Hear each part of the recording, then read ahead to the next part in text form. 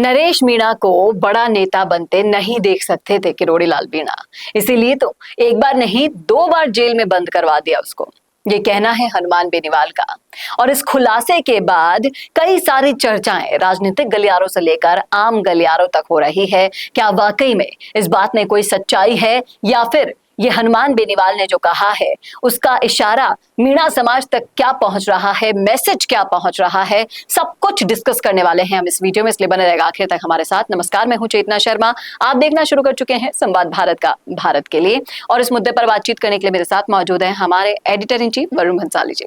तो वरुण सर, जिस तरीके से जुबानी जंग के अंदर कोई सा भी ऐसा मसला नहीं रहा जो हनुमान बेनीवाल ने खोला नहीं हो, लगातार वसुंधरा से होती हुई लड़ाई से लेकर गहलोत से लेकर नरेश मीणा तक सारे एस्पेक्ट्स पर वो खुलकर बोले। अंदर की जितनी बातें अभी तक छुपी हुई थी वो अब कैमरे के जरिए, हर टीवी चैनल के जरिए जनता तक पहुंच गई है।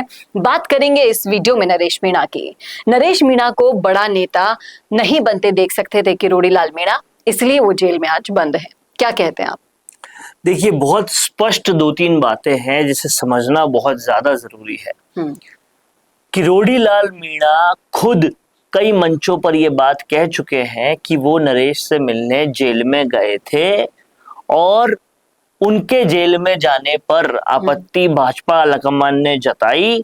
तब उन्होंने कहा कि मैं जेल में खुल के जाऊं मिलने तो दिक्कत है, लेकिन अगर पीछे से लोग भेजे जाएं और उसके साथ सांठगांठ की जाए तो दिक्कत नहीं है। ये वो भाजपा आलाकमान को कह रहे थे। तो यानी कि आप समझिए, जेल में मिलने कोई कब जाता है? जब वो उसके लिए कुछ बेहतर करना चाहता हो। दूसरी बात, सिचुएशन को संभालने के लिए समरावता पहुंचे थे किरोड़ी लाल मीणा, लेकिन हनुमान बेनीवाल ने वो आरोप उल्टा लगा दिया कि वो मीणाओं को पिटवाने के लिए वहां पहुंचे थे। आप समझिए, पहली बात तो किरोड़ी लाल होम मिनिस्टर है नहीं, और कई बार हमने देखा है कि जवाहर सिंह बेड़म और किरोड़ी लाल में तू मैं इसलिए हुई क्योंकि वो जिस तरह से होम मिनिस्ट्री नरेश मीणा के साथ पेश आ रही थी या समरावता पीड़ितों के साथ पेश आ रही थी, किरोड़ी लाल मीणा वो नहीं चाहते थे। तो ये सब चीजें देखी हुई है। लेकिन गहमा महमी गर्मा गर्मी में जब किरोड़ी लाल मीणा ने जाटों के लिए हनुमान बेनीवाल को बोला तो उन्होंने अनर्गल आरोप मीणाओं के लिए भी लगा दिए। हमने जितना क्लोजली किरोड़ी लाल मीणा को कवर किया है उसके आधार और अनुभव पे मैं ये कह सकता हूं कि किरोड़ी लाल मीणा को जिस तरह से लोग आज मीणा समाज के पूजते हैं, चाहे वो मीणा हाईकोर्ट कहे, दौसा कहे, सवाई माधोपुर कहे, ये पूरा ईस्टर्न राजस्थान का बेल्ट रहे, उसकी वजह यह है कि किरोड़ी लाल मीणा हमेशा पीड़ितों के साथ खड़े दिखे। हनुमान बेनीवाल अक्सर इस टॉपिक को उठाते हैं कि वो कोई भी आंदोलन पूरा नहीं करते, बीच में छोड़ देते हैं, और ओपी हुड्डा जैसे नेता उसके लिए ये कहते हैं कि वो बीच में इसलिए छोड़ते हैं क्योंकि वो उनसे सांठगांठ करके पैसे कमा लेते हैं। लेकिन समझने वाली बात यह है कि अगर इसमें 1% भी सच्चाई होती तो आज 45-50 साल की सियासत किरोड़ी लाल मीणा की बेदाग कैसे रहती। आज उनके शरीर में एक हड्डी टूटी हुई नहीं, एक हड्डी साबित नहीं है, सब टूटी हुई है। इतनी संघर्ष उन्होंने किए हैं, वो संघर्ष क्यों किए होते? लेकिन जितने भी लेन देन के आरोप लगाए बेनीवाल ने, इनको अगर इतर रख दें, वो एक और स्टेटमेंट देते हुए सुनाई दिए कि मैं युवा नेताओं को बना रहा हूं, यादव हो, जाट हो, राजपूत हो, मुस्लिम हो, सबको खड़ा कर रहा हूं, सबको बना रहा हूं। लेकिन किरोड़ी लाल मीणा अपने आगे किसी भी नेता को बढ़ता हुआ नहीं देख सकते, इसीलिए उन्होंने नरेश मीणा के साथ ऐसा किया। लेकिन नरेश मीणा के साथ ऐसा किया, ये वो कह रहे हैं, वो आरोप लगा रहे हैं, लेकिन नरेश मीणा को नरेश मीणा बनाया किस लिए? किसने? क्यों उन्हें छोटा किरोड़ी कहा? छोटा किरोड़ी नाम इतना फेमस क्यों हो गया? लोगों ने कुछ तो देखा होगा, उन्होंने कुछ तो देखा होगा जो खुद को छोटा किरोड़ी कहा, लोगों ने उनको कहना शुरू किया, कुछ तो देखा होगा। छोटा किरोड़ी किसी को क्यों कहा जाएगा? वो जब उन्हें अपने साथ में रखेंगे, आगे बढ़ाएंगे, तभी तो कहा जाएगा। यही नहीं, किरोड़ी लाल मीणा ने कई मीणा समाज के नेताओं को आगे बढ़ाया। ये सवाल जब उनसे किया गया तो उनका भी जवाब यही था। उन्होंने 2 दर्जन से ज्यादा नेता गिनाए कि इतने नेताओं को मैंने आगे बढ़ाया, इंक्लूडिंग मुरारी लाल मीणा भी। तो कहीं ना कहीं किरोड़ी लाल मीणा कि आज जो इज्जत है, आप देखिए वो खुद कहते हैं कि सीएम पीएम के पद से बड़ा है बाबा का पद। इस बात की गहराई को समझिए, बाबा किसी को कब कहा जाता है जी। और कौन है राजस्थान की सियासत में जिसको बाबा कहा जाता है, ये समझना पड़ेगा। ये इज्जत ऐसे ही नहीं मिलती, ये इज्जत मिलने के पीछे बहुत सारी चीजें होती है। लेकिन बुरी बात यह है कि आज वो दो नेता जो जनता के लिए काम करते हैं, दोनों आपस में लड़ पड़े और लड़ाई गुस्से गुस्से में इतनी कुछ ऐसी बातें हो गई जिसमें तथ्य कितना है नहीं पता। लेकिन इससे एक सबसे बड़ा सेटबैक अगर किसी को लगा है तो जनता को लगा है कि उनके मुद्दे उठाने वाले दो बड़े नेता आपस में ही भिड़ चुके हैं और जो अंदर की बातें बाहर आई हैं उससे ये समझ में आता है कि फिर चाहे से वो अशोक गहलोत हो, किरोड़ी लाल मीणा हो, हनुमान बेनीवाल हो या फिर वसुंधरा राजे हो, सब एक दूसरे से मिले हुए हैं। जनता के लिए अगर कोई सामने निष्पक्ष रूप से खड़ा है, उसमें अगर आप किसी को गिनना चाहेंगे तो इनमें से कौन आपको ऐसा चेहरा नजर आ रहा है? हर आरोप से ये सिद्ध हो रहा है कि कोई ना कोई नेता अपने फायदे के लिए, राजनीतिक हित के लिए दूसरे नेता के संपर्क में है।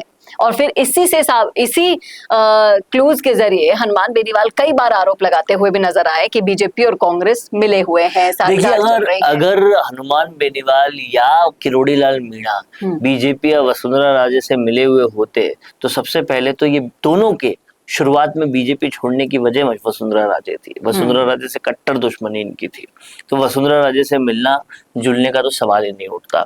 दूसरी बात, अगर ये और किसी से मिले हुए होते तो बार बार बगावती तेवर इसलिए नहीं अपनाते कि लोगों का काम नहीं हो रहा, बार बार वो पीड़ा इसलिए नहीं होती इन लोगों को कि लोगों का काम नहीं हो रहा। तो ये दोनों कंपैरेटिवली, सियासत में कोई भी दूध का धुला तो नहीं है, लेकिन कंपैरेटिवली ये दोनों लोगों के हित का काम कर रहे हैं।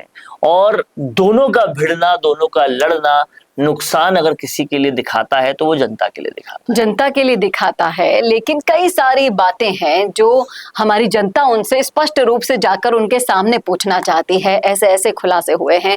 बेनीवाल कहते हैं कि गहलोत से 200 करोड़ रुपए किरोड़ी लाल मीणा ने लिए हैं। आप समझ सकते हैं 200 करोड़ रुपए क्या चीज होती है। इन चीजों को कुछ लोग बकलौलबाजी कह रहे हैं और कुछ लोग कह रहे हैं कि बेनीवाल सही कह रहे हैं।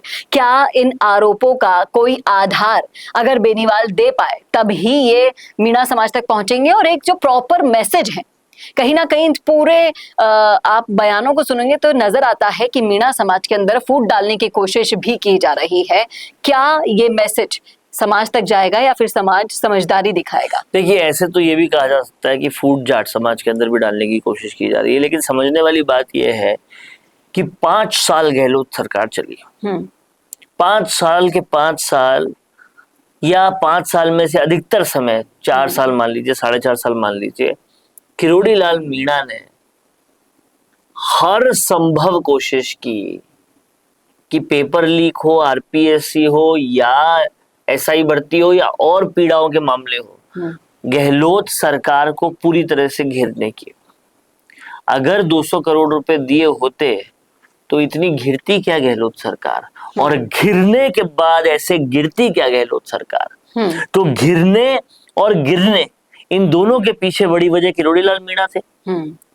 मैं कहता हूं 200 करोड़ रुपए लिए होते तो ये स्थिति आती क्या जी। पहली बात। दूसरी बात, किरोड़ी लाल मीणा तो सरकार बनने के बाद भी पीछे लगे रहे। बार बार दिल्ली से बुलावा आना जो सबके सामने आया है, बार बार उन पे आलाकमान का प्रेशर डालना जो भी एक ओपन सीक्रेट था जी। इससे वो इस मामले पे बोलना कम हुए, लेकिन माइक फिर भी सामने आता तो वो फिर भी बोलते। अगर 200 करोड़ रुपए लिए होते तो ये होता क्या? समझने वाली बातें ये है जी। ये बिल्कुल सही कह रहे हैं आप। आरोप आप कोई सा भी किसी पर भी मढ़ सकते हैं, लेकिन इसके सबूत सामने दे सके तभी ऐसे आरोप लगाने चाहिए। कुछ के सबूत चाहिए होते हैं, कुछ आंखों से दिखती है चीजें। जब आंखों से दिख रहा है कि ऐसा हो नहीं सकता, फिर आपने एक नई कहानी गढ़ दी कि 15 लाख रुपए लेकर जिनके यहाँ छापे मारे हैं और बंद कर दिए फैक्ट्री, उनकी वापस खुलवा रहे हैं। अब समझने वाली बात यह है, अगर ऐसा हुआ होता तो क्या जो फैक्ट्री वापस खुली होती वो किसी के सामने नहीं आती। और किसान यूं ही तारीफ नहीं कर रहे होते। अगर आप जाएंगे उन क्षेत्रों में आप तो किसान को कितनी छोड़िए, तारीफ कर- मैं कह रहा हूं केंद्र कृषि मंत्री शिवराज सिंह चौहान अपनी पूरे वक्तव्यों में पूरे भरे स्टेज से कहते हैं कि कृषि के लिए जो काम हो रहा है वो वैसा होना चाहिए जैसा राजस्थान में हो रहा है, और उसकी हम नजीर लेंगे और पूरे भारत में वैसा काम करेंगे। आपका एग्जाम्पल कोई कब देता है, जी, ये समझना पड़ेगा। तो यूं ही कोई बाबा नहीं कहलाता है, यूं ही कोई किरोड़ी लाल मीणा नहीं बन जाता है। आरोप भतेरे लगे हैं इनके ऊपर, लाठियां भी खाई हैं इन्होंने, लेकिन हमेशा अपनी ही सरकार में रहकर अगर कोई सत्ता की भूमिका कोई निभा रहा हो, सीएम की भूमिका कोई निभा रहा हो, बोलने के लिए गट्स चाहिए। विपक्ष में रहकर कांग्रेस जैसी पार्टी पूरी की पूरी सोई हुई नजर आ रही है, विपक्ष का काम बेनीवाल करते हुए नजर आ रहे हैं। बहुत हौसला और हिम्मत चाहिए होती है अपनी ही सरकार में रहकर सबूत जुटाकर सबके सामने लाने की और फिर फैसला सरकार पर छोड़ देने की। ये किया है किरोड़ी लाल मीणा ने। बात रही नरेश मीणा की, तो नरेश मीणा के साथ जो जो हुआ, जब जब हुआ, जैसे भी हुआ, किरोड़ी लाल मीणा कभी भी स्टैंड उन्होंने अपना पीछे नहीं लिया। सामने आकर उन हकीकतों को बयां किया जो पर्दे के पीछे चल रही थी। बशर्ते अब आगे क्या होने वाला है इस जुबानी जंग का अंत, ये तो आने वाला वक्त बताएगा, लेकिन आप जरूर बता सकते हैं इस मुद्दे पर अपनी राय। कैसा लगा वीडियो बताना ना भूलेगा, और ऐसे वीडियोस के लिए देखते रहिए संवाद भारत का, भारत के लिए। नमस्कार। भारत का सबसे तेजी से बढ़ता हुआ डिजिटल न्यूज चैनल, जिसका परिवार 4,17,000 लोगों से भी ज्यादा बढ़ रहा है, वो संवाद न्यूज चाहता है हर जिले और हर राज्य में मीडिया पार्टनर्स। तो अगर आप बनना चाहते हैं संवाद न्यूज के पार्टनर्स, तो कांटेक्ट करें नीचे दिए गए नंबर्स पर। इसके अलावा अगर आप वीडियो एडिटर बनना चाहते हैं या फिर न्यूज इंडस्ट्री में बतौर इंटर्न सब सीखना चाहते हैं, तो संवाद न्यूज के जयपुर हेड ऑफिस में काम करने के लिए संपर्क करें स्क्रीन पर दिए गए नंबर पर।